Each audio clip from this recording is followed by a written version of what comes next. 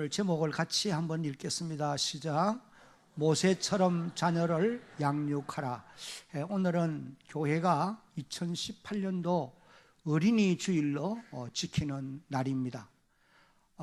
이 어린이날은 우리 고 소파 방정환 선생이 제정한 것인데, 제정한 목적이 몇 가지 있다고 볼 수 있습니다. 그 첫 번째는 1919년 3.1 독립운동을 계기로 해서 어린 아이들에게도 민족 정신을 심어주기 위해서 이 날을 제정한 것이다.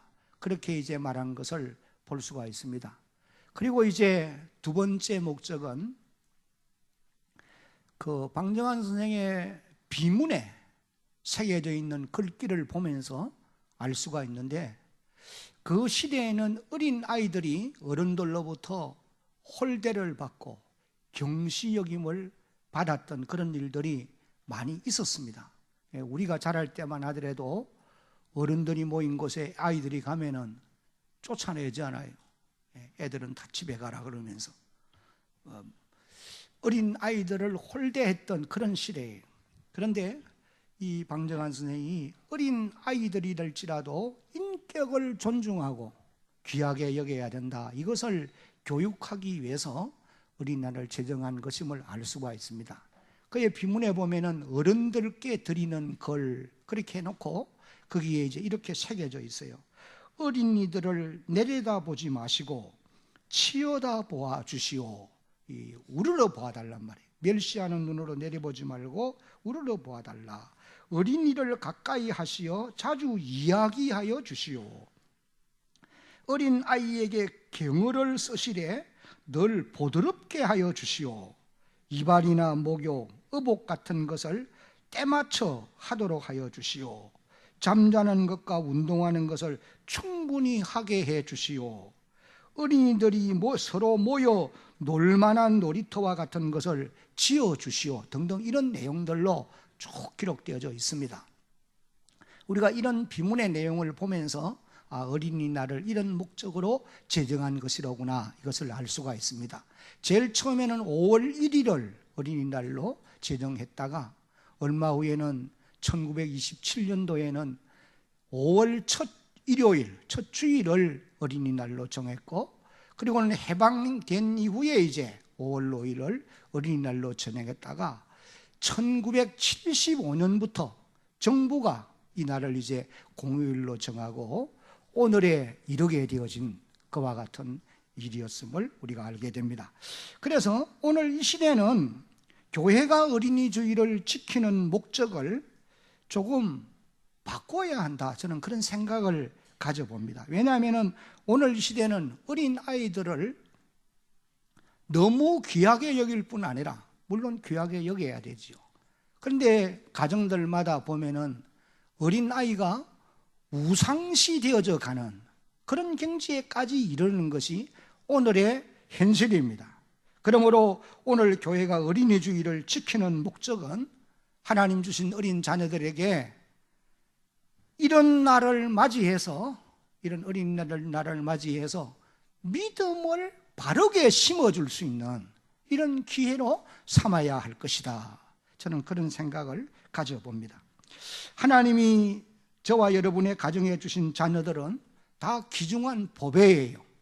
성경 시편 127편 3절을 보면은 다윗이 보라, 자식들은 여호와의 기업이요 태의 열매는 하나님이 주신 그의 상급이라, 그렇게 표현을 하고 있습니다. 이 기업이란 말은 하나님의 선물이라는 의미고, 상급이란 말은 하나님이 주신 복이라는 의미예요. 그래서 자녀는 한마디로 말하면 하나님이 오늘 우리들에게 주신 가장 큰 복이다, 그렇게 이제 말할 수가 있는 것입니다. 그런데 이 하나님이 우리에게 자녀를 주시고는 하나님이 직접 키우는 것이 아니고 자녀들에게 양육을 맡기신 거예요.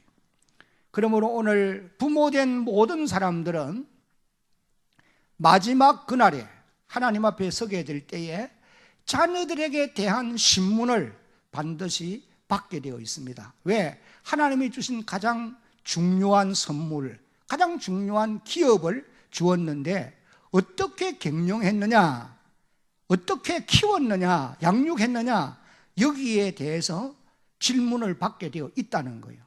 내가 내 자녀를, 내가 내게 맡긴 자녀를 어떻게 양육했느냐. 그날에 자녀를 바르게 양육한 부모들은 칭찬과 상을 받을 것이지만은, 그러나 그렇지 못한 부모들은 하나님께로부터 무서운 책망을 받게 되어질 것이다 라고 하는 것을 우리가 기억을 해야 될 것입니다. 여러분이 사무엘상 2장을 읽어보면은 엘리의 가정이 나옵니다. 엘리는 당시 제사장이었어요. 그러나 이 엘리 제사장은 자녀를 양육하는 일에 실패한 사람입니다. 그의 두 아들 홈니와 비나스가 있었는데 사무엘상 2장 12절을 읽어보면은 성경은 이 두 아들은 하나님을 알지 못하는 불량자들이라 그렇게 이제 기록을 하고 있어요. 그래서 하나님의 사자가 엘리를 찾아와서 책망을 합니다. 네가 어찌하여 네 아들들을 나보다 더 귀중히 여겨서 하나님의 말씀을 바르게 훈련하지 않았느냐. 네 아들들이 한날에 죽을 것이라고 말씀을 하셨습니다. 사무엘상 4장을 읽어보면은 홈니와 비나스 엘리의 두 아들들은 블레셋과의 전쟁에서 결국 죽임을 당하게 되었고, 그 소식을 들은 엘리도 죽임을 당하고 말았던 이런 기록을 우리가 보게 되어집니다. 그러면 우리가 어떻게 하면 하나님이 주신 자녀를 바르게 양육할 수가 있겠느냐?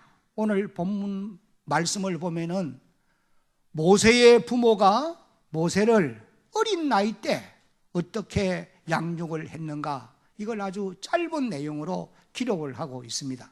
우리는 이 말씀을 통해서 몇 가지 중요한 교훈을 받아야 할 것입니다. 모세는 지상에서 가장 위대한 지도자였습니다. 하나님께도 인정받고 사람들에게도 인정받는 모세보다 더 위대한 지도자는 이 땅에 없다고 그렇게 말씀을 하고 있어요.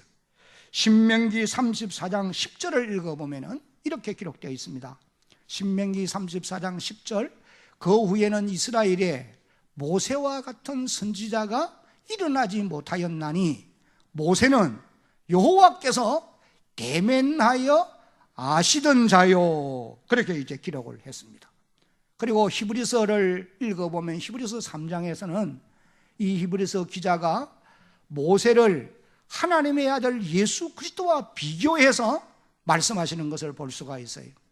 모세는 하나님의 집에서 사환으로 충성을 했지만은 하나님의 아들 예수 그리스도는 하나님의 집에서 아들로 충성을 했다. 그러면서 이제 예수 그리스도와 모세를 비교해서 말씀을 하세요. 물론 그렇게 이제 히브리서 기자가 말하는 것은 하나님의 아들 그리스도 예수가 모세보다도 탁월하게 위대하다는 것을 말씀하기 위해서 했지만은 우리는 그 비교를 통해서 모세의 위대함을 알 수가 있다는 거예요. 왜? 모세는 하나님의 아들 그리스도와 비교할 만큼 탁월한 지도자였다라고 하는 것을 알 수가 있는 것입니다. 그리고 또 모세는 하나님께 인정받는 그런 사람이었어요.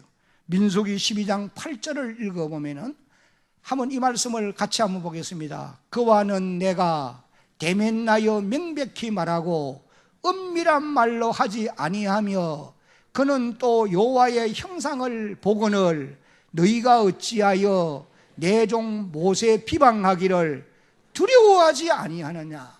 하나님이 사람을 대할 때에 모세처럼 대한 사람은 없다는 거예요.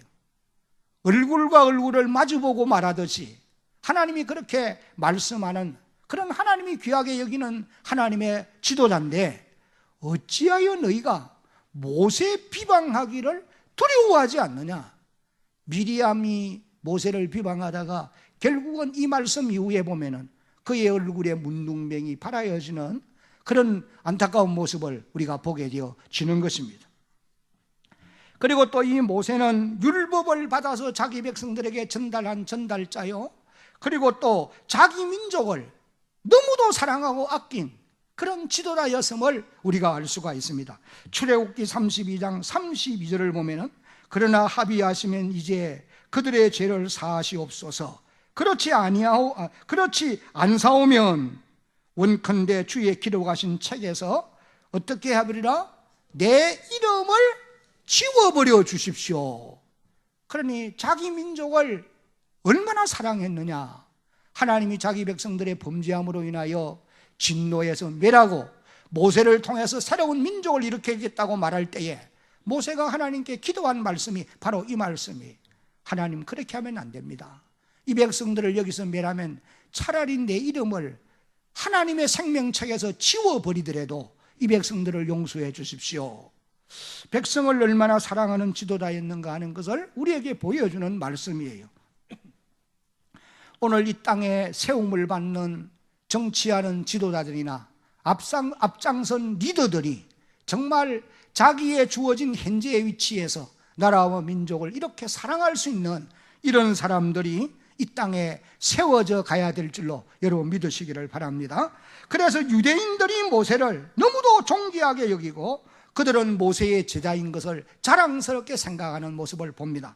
요한복음 9장 28절을 읽어보면 저희가 욕하여 가로되 너는 그의 제자나 우리는 누구의 제자라? 모세의 제자라.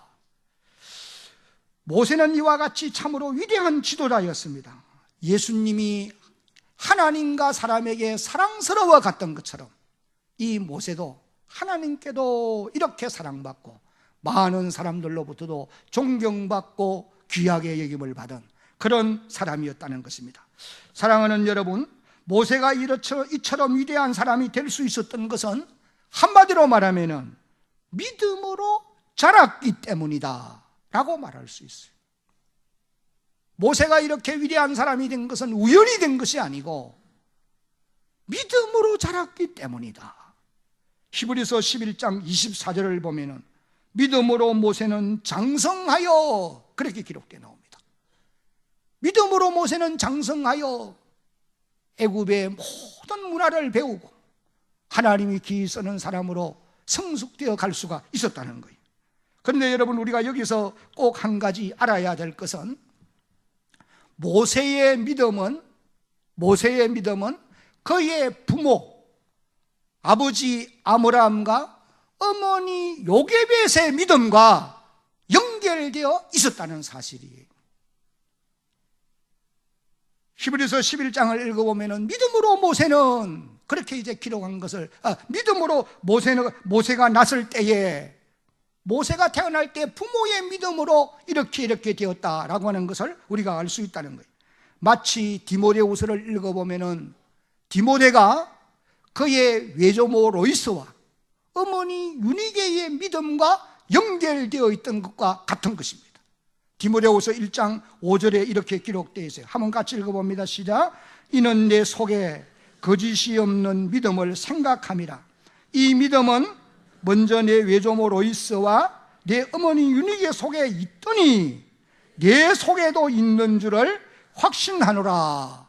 여러분, 구약 성경에도 보면은 선지자 사무엘의 믿음이 한나의 믿음과 연결되어 있고, 신약 시대에 와서 세례 요한의 믿음은 사가랴와 엘리사벳의 믿음과 연결되어 있음을 우리가 알 수가 있는 것입니다. 그래서 이 땅의 모든 자녀들은 그 부모의 믿음과 연결되어 있다라고 하는 사실을 우리가 깨달을 수 있는 부분이에요.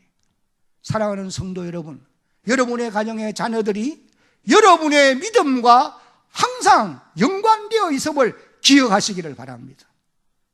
아멘. 여러분의 믿음이 여러분의 자녀들에게 그대로 전달되게 되어 있다고 말씀입니다.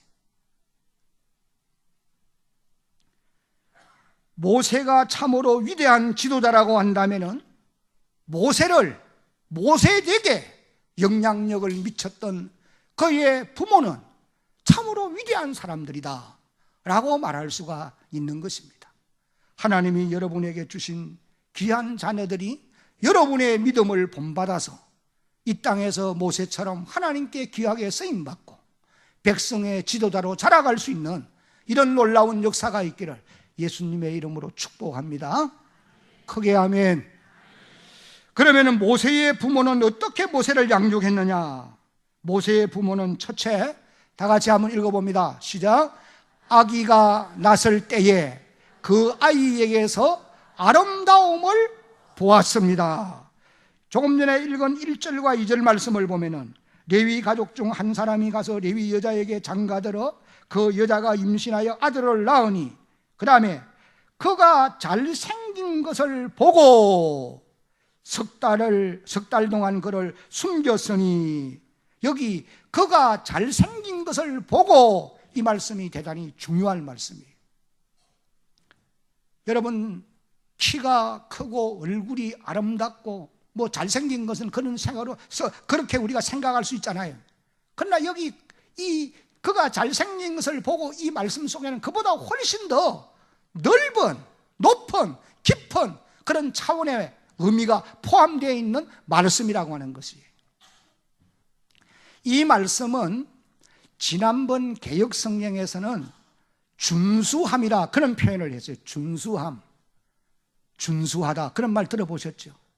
그리고 또 이 말씀은 창세기 1장 31절을 읽어보면 하나님이 모든 만물을 만드시고, 31장 마지막에 보면 하나님이 만드신 모든 것을 보시니, 한번 따라합시다. 하나님이 보시기에, 다 따라하시기 바랍니다. 하나님이 보시기에 좋았더라. 여기 하나님이 보시기에 좋았더라고 하는 이 표현이 잘생긴 것을 보고 라고 하는 말과 같은 단어라는 거예요. 히브리 말로 토브라고 하는 말은 하나님이 잘생긴 것을, 하나님의 아름다움을 말한다는 거예요. 여러분, 하나님이 전능하신 분이십니다.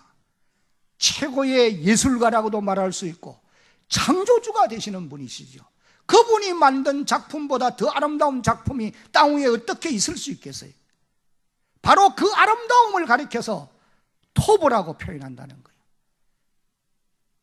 그러니까 모세가 태어났는데 그의 부모가 모세를 딱 보는 순간에 하나님의 아름다움을 보았다는 거예요. 놀라운 일이 아닙니까? 그보다 더 아름다운 것은 이 땅에 있을 수가 없는 거예요.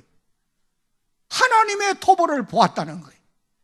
그래서 우리가 신약 성경에 와서 이 모세의 출생과 관련되어서 설교한 여러 설교자들의 말씀을 들어보면은, 첫째는 사도행전 7장 20절을 읽어보면은 스데반이 설교하면서 이렇게 말합니다. 한번 같이 읽어봅니다. 시작. 그때의 모세가 낳는데 하나님 보시기에 아름다운지라 그의 아버지의 집에서 석 달 동안 길리더니. 히브리서 기자는 히브리서에서 히브리서 11장 23절을 통해서 이렇게 표현했어요. 믿음으로 모세가 낳았을 때에 그 부모가 어떤 아이임을 보고 아름다운 아이, 하나님이 사랑하는 아이, 하나님의 형상을 그대로 지닌 아름다운 아이임을 보았다는 거예요. 이 말씀들을 참고해 보면은 모세의 부모는 모세의 얼굴에서 하나님이 보시기에 아름다울 정도로 아름다운 아이임을 보았다. 하나님이 함께하는 것을 보게 되어진 거예요. 여러분, 부모가 하나님 주신 자녀를 볼 때에 이런 안목이, 이런 영안이 열려져야 될 줄로 믿습니다. 이런 자녀는 하나님이 주신 것이기 때문에 귀하게 양육하지 않을 수가 없는 거예요. 그러면 모세의 부모가 어떻게 이 아이에게서 하나님의 토보를, 사랑을 볼 수가 있었겠느냐, 아름다움을 볼 수가 있었겠느냐? 전성에 의하면은 요세푸스의 글에 그의 아버지가 계시를 미리 받았기 때문이다, 그런 표현을 하고 있어요. 그러나 그건 별로 신용이 없고, 가장 중요한 것은 아므람과 요게벳, 모세의 부모의 믿음 때문이라, 그렇게 보시면 틀림이 없을 것입니다. 모세의 부모는 믿음의 사람들이 그 어려운 환경 속에서 하나님을 바라보고 의지하며 믿음으로 살던 믿음의 사람들이. 그래서 이 모세를 보면서 하나님이 주신 아들임을 믿었기 때문에 왕명을 어기고 바로의 명을 어기는 것은 목숨을 내놓는 일이에요. 목숨을 걸고 석 달 동안을 보호했다는 거예요. 오늘 우리도 우리의 가정에 주신 하나님의 자녀들을 바라보면서 믿음의 눈으로 보면서 자녀들에게 진정한 가치와 아름다움을 볼 수 있는 이런 영안이 우리에게 열려져 있어야 될 것입니다. 그리고 또 자녀는 내가 낳았다고 해서 나의 소유가 아니고 하나님의 소유임을 알아야 되고 하나님이 양육하라고 맡긴 그런 기업임을 잊지 말아야 하는 것입니다. 두 번째로 모세의 부모는 다 같이 한번 읽어봅니다. 시작. 아이를 둘러싸고 있는 위험성을 알고 최선을 다해 보호책을 강구하였습니다. 모세가 태어났을 때의 환경은 성경이 기록하는 바대로 바로의 왕명으로 남자아이가 히브리인 가운데서 태어나면 나일강 하수에 던져야 돼, 죽여야 되는 거예요. 왕명인 것입니다. 모세가 태어날 때의 상황은 생명의 위험이 생명과 직결되어 있는 그런 상황에 모세가 태어난 것입니다. 그래서 그의 부모는 그의 생명을 보호하기 위해서 석 달 동안을 숨겨 키웠어요. 그러나 이제는 더 이상 키울 수가 없었던 것은 아이의 울음소리가 아무리 막아도 울타리 밖을 넘어나가는 거예요. 그러면 이제 한계가 온 거예요.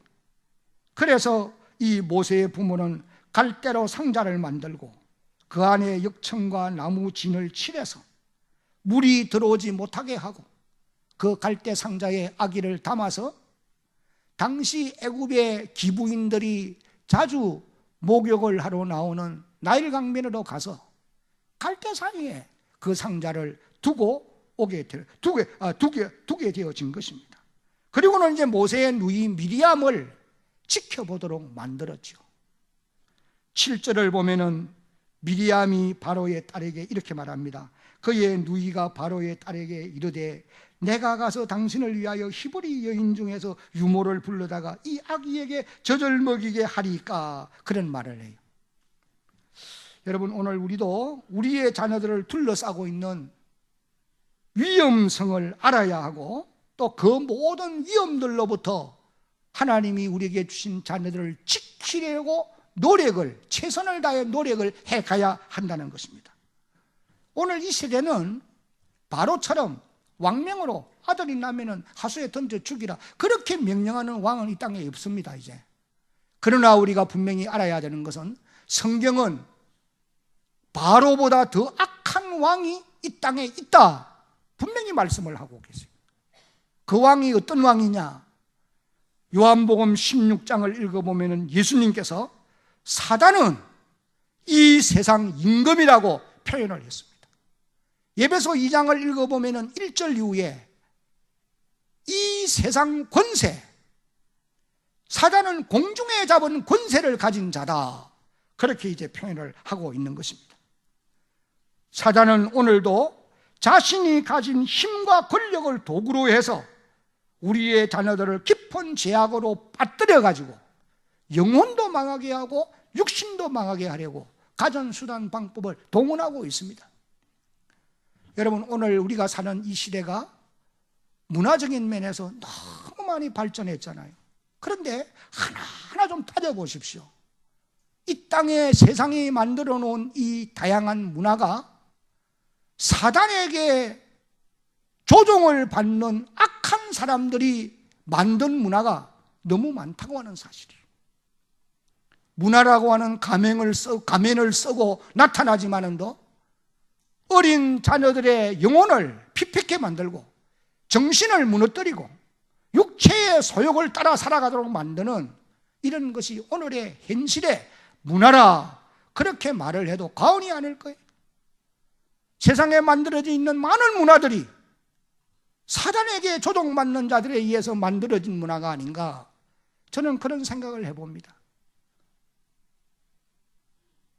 날이 가면 갈수록 더더욱 그러할 것입니다. 갈수록 비행 청소년들은 더 많아지게 되어 있는 거예요. 왜? 그런 문화에 접하다 보니까. 오늘 우리 그리스도인 부모는 이런 현실의 위험성을 바로 알아야 됩니다. 어떻게 보호를 할 것이냐? 성경은 우리에게 보호책을 미리 강구해야 될 것을 말씀하고 있어요. 여러분, 어떻게 강구할 것입니까? 성경은 어린 아이들에게 죄악이 벌써 되기 전에 먼저 하나님의 말씀을 가르치라고 말씀하고 있는 것입니다. 인간은 누구든지 타락한 본성이 악한 거예요. 근데 이 악한 본성이 자리를 잡고 나면은 그것을 건절하는 것이 쉽지 않습니다. 저나 여러분들에게 잘못된 악한 습관이 몸에 배이고 나면 그거 뽑아내는 일이 얼마나 힘듭니까? 너무도 힘든 일이에요. 옛날에는 어린애들이 자랄 때 어릴 때부터 담배 피우는 거 연습을 해요. 왜? 그게 신나 보이니까 팍 빨아들여가지고 팍 품어내고 하는 거 말이죠. 나는 그건 아예 안 해봤습니다만은 하여간 재미가 있는 것 같아요. 근데 거기 뿌리를 박아놓으면 뽑아내는 거 어렵습니다.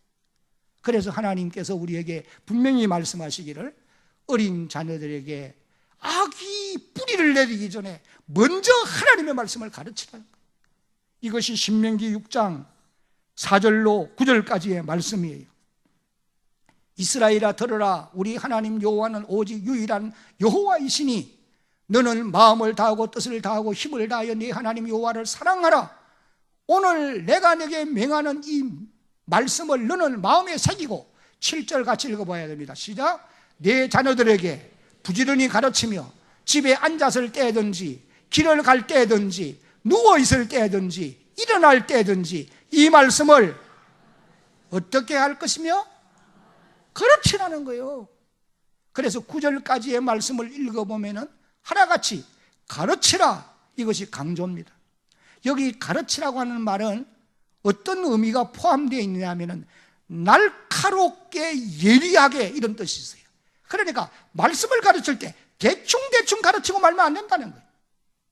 세상 교육은 철저하게 합니다. 왜? 그래야 앞설 수 있으니까. 하나님의 말씀을 가르치는 사람들이 대충 하고 마는 거예요. 여러분, 하나님의 말씀을 날카롭게 가르쳐서 그들의 마음에 뿌리가 내려지도록 가르치라. 이것이 신명기에서 우리에게 주시는 하나님의 말씀인 줄로 깨달으시기를 바랍니다. 그 다음에는 어떻게 교육할 것이냐? 잠언 22장 6절을 보면은 마땅히 행할 길을 아이에게 가르치라. 그리하면 늙어도 그것을 떠나지 아니하리라. 그렇게 말씀하였고, 잠언 22장 15절을 보면은 이 말씀을 같이 한번 읽어봅니다. 시작. 아이의 마음에는 미련한 것이 얽혀서나 징계하는 채찍이 이를 멀리 쫓아내느니라. 때로는 가르칠 때에 징계가 필요하다 그 말이에요. 요사이 이런 설교하면은 젊은 부부들은 도망갑니다. 그러나 이것은 하나님의 말씀이에요.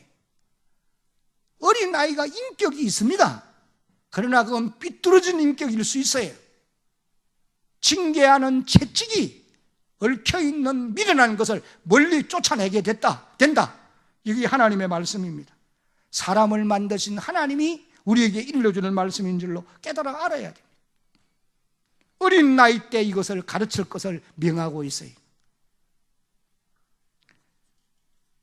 마가복음 10장 13절로 16절을 읽어보면 예수님 당시에 사람들이 예수께서 만져주심을 바라고 어린아이들을 데리고 예수님께 왔다고 했어요. 그랬더니 제자들이 그것을 꾸짖었어요. 그러니 예수님이 책망을 하셨습니다. 여러분, 이 마가복음 10장 13절로 15절까지 해서 중요한 것은 어린아이를 데리고 와야 된다는 거예요. 자발적으로 교회에 와서 말씀 배우라 절대 안 합니다. 데리고 와야 돼요. 왜? 어린아이가 아이들의 마음에도 이 세상 신이 지배하고 있어요. 교회 오는 거 좋아 안 해요? TV 앞에서 게임하고 노는 거 좋아하지. 그러니까 매를 들어서라도 데리고 오라는 거예요. 와서 하나님의 말씀을 날카롭게 가르쳐라는 거예요. 오늘 우리의 자녀들을 어릴 때 주님께로 인도해서 하나님께 복을 받게 만드는 여러분 되어지기를 주의 이름으로 당부합니다. 하나님이 귀하게 쓰신 자녀들, 사람들 가운데 모두가 다 하나같이 대부분의 사람들이 어린 나이 때에 주께로 나왔던 사람들이. 성경에 보면은 한나는 사무엘을, 유니게는 디모데를, 요게벳은 모세를, 스단나는 웨슬리를, 모니카는 어거스틴을, 그 외에도 많은 하나님의 사람들이 어린 나이 때에 주께로 나왔다. 이것을 교회사는 기록하고 있는 것입니다. 그리고 또 징계를 통해서라도 바르게 교육할 것을 우리에게 일러주고 있습니다. 잠언 29장 15절을 한번 읽어봅니다. 시작. 채찍과 꾸지람이 지혜를 주거늘 임의로 하게 버려두면 그 자식은 어미를 욕되게 하느니라. 잠언 13장 24절 시작. 매를 아끼는 자는 그의 자식을 미워함이라. 자식을 사랑하는 자는 건실히 징계하느니라. 여기 건실이라고 하는 이 단어는 새벽에 이른 아침에 그런 뜻이.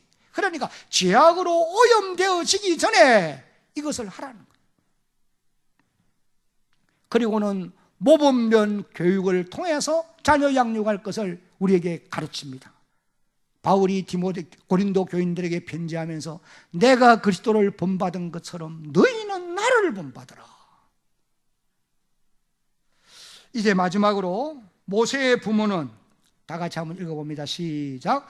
아들을 하나님께 전적으로 내어 맡겼습니다. 요게벳은 모세를 갈대 상자에 담아서 이제 자기의 한계를 벗어난 이후에는 어쩔 수 없어요. 그래서 갈대 상자를 그 나일강 갈대밭에 갖다 두었다는 거예요. 아마 갖다 두고는 뭐 웃으면서 왔겠어요?